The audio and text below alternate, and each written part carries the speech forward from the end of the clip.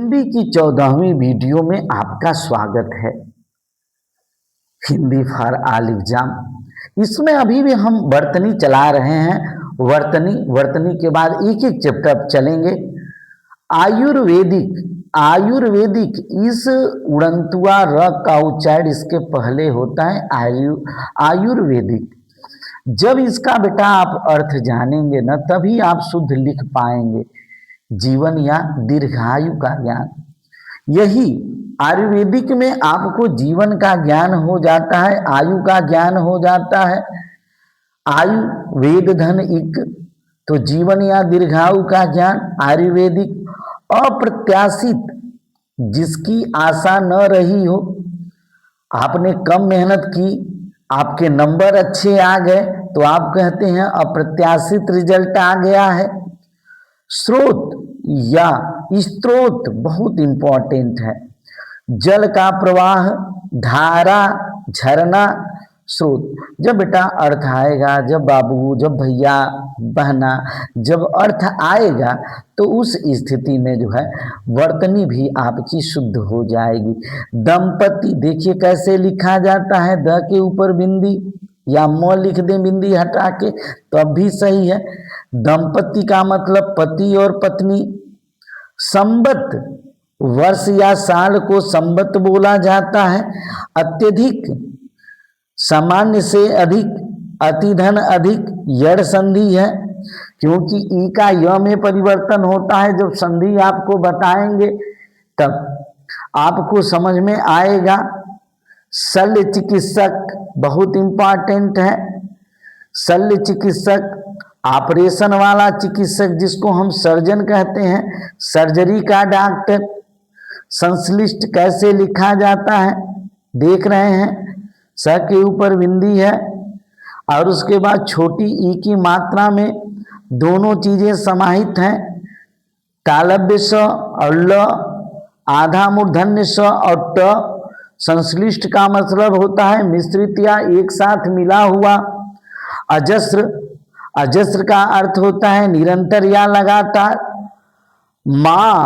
माहात्म्य, किसी वस्तु या व्यक्ति की महिमा। तो भैया पहले अर्थ आपको आना चाहिए, फिर वह। और हमेशा वर्तनी की तैयारी करते समय शुद्ध वर्तनियों को लिखें। आइए शुरू से देखिए। आयुर्वेदिक दिमाग में बैठा लीजिए, लिखिए इसको। अप्रत्याशित, स्रोत या स्त्रोत। दंपति, पति पत्नी का जोड़ा। संबत, वर्ष या साल। अत्यधिक, सामान्य से अधिक। शल्य चिकित्सक, सर्जन। संश्लिष्ट कैसे लिखा जाता है आप इसको लिखिए, अर्थ लिखने की जरूरत नहीं है, अर्थ तो आपके ज्ञान के लिए बताया जा रहा है। मिश्रित, एक साथ मिला हुआ। जिसकी हिंदी जो है तेज रहती, उन्होंने बहुत शब्दार्थ लिखे होते हैं, आपसे तो बहुत कम हम करवा रहे हैं। अजस्र, निरंतर या लगातार। महात्म, किसी वस्तु या व्यक्ति की महिमा। अब आते हैं, आरोग्य का अर्थ क्या होता है? अच्छा स्वास्थ्य। आरोग्य शब्द ऐसे लिखा जाता है, शुश्रूषा, शुश्रूषा, सेवा करना या किसी की देखरेख करना।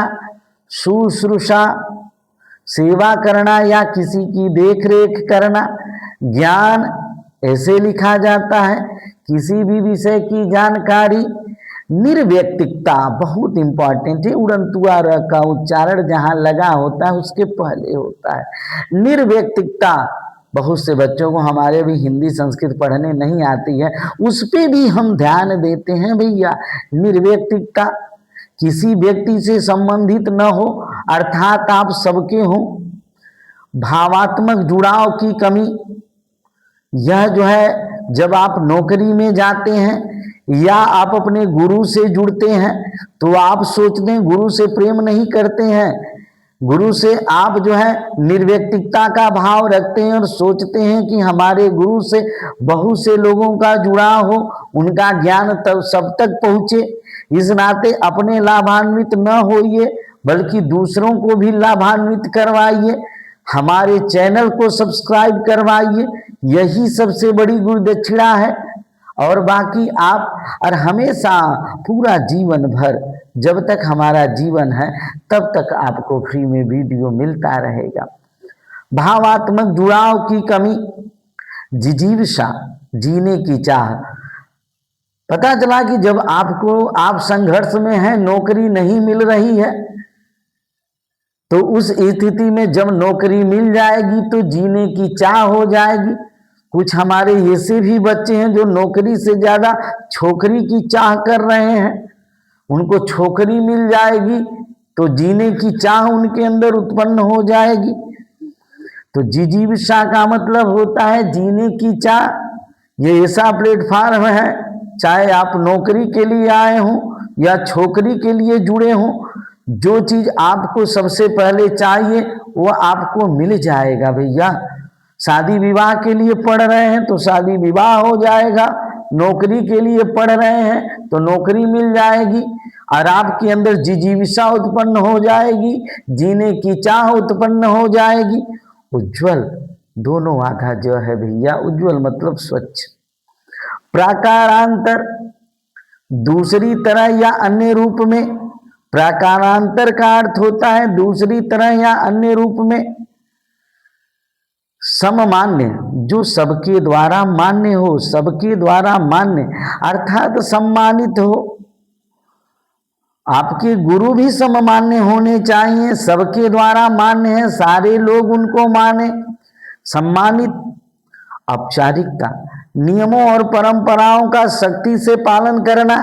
विद्यालय में जो आपको शिक्षा मिलती है, औपचारिक शिक्षा मिलती है, वहां नियम और परंपराओं का सख्ती से पालन करना पड़ता है, तत्पश्चात शिक्षा ग्रहण करनी होती है। परिवार में शिक्षा अनौपचारिक मिलती है, और यहाँ पे शिक्षा जो है निरौपचारिक है। यहाँ नियम और परंपराएं भी हैं और उनका अभाव भी है, अर्थात यहाँ पे हमारे द्वारा कोई अनुशासन नहीं है, बल्कि आपका स्व अनुशासन है, और स्व अनुशासन का जीवन में बड़ा महत्व होता है। अध्ययन, अध्ययन का अर्थ होता है पढ़ाई। अग्रगण्य, प्रमुख या श्रेष्ठ, आगे गिने जाने योग्य। कौन होता है जो प्रमुख या श्रेष्ठ व्यक्ति होता है? व्यक्तिक, एक व्यक्ति से संबंधित, किसी से भी व्यक्तिक लगाव आपका नहीं होना चाहिए। यदि आप इस पेशे में आ रहे हैं तो, या जीवन में आप चल रहे हो, तो भैया आप निर्व्यक्तिकता की तरफ चलें। भावात्मक जुड़ाव की कमी हो, लेकिन आपके पास आत्मसंतुष्टि का भाव हो, आत्मसम्मान का भाव हो। अब्राहम मैस्ले की चौथी और पांचवी अवस्था में आप जिए, तीसरी अवस्था में नहीं कि प्रेम और लगाव आप खोजने लगे। व्यक्तिक नहीं, निर्व्यक्तिक होना है। आरोग्य, अच्छा स्वास्थ्य, आप लोगों को आरोग्य रहना है। शुश्रूषा, ऐसे लिखा जाता है माता पिता की सेवा करना शुश्रूषा कहलाती है, उनकी देख रेख करना। ज्ञान, किसी भी विषय की जानकारी। निर्व्यक्तिकता, भावात्मक जुड़ाव की कमी। जिजीविषा, जीने की चाह आपके अंदर उत्पन्न हो जाएगी जब सफलता मिलती है। उज्जवल मतलब स्वच्छ। प्राकारांतर का अर्थ है दूसरी तरह या अन्य रूप में। सममान्य, सबके द्वारा मान्य या सम्मानित। औपचारिकता, नियम और परंपराओं का सख्ती से पालन करना। अध्ययन, पढ़ाई। अग्रगण्य, प्रमुख या श्रेष्ठ। व्यक्तिक, एक व्यक्ति से संबंधित। जब इन शब्दों के अर्थों को समझेंगे तो पैराग्राफ में भी जो प्रश्न पूछे जाते हैं उनका आप सही तरीके से जवाब देंगे। इस लेक्चर को सार्थक रूप में लीजिएगा, निरर्थक रूप में नहीं। Thanks for watching this video.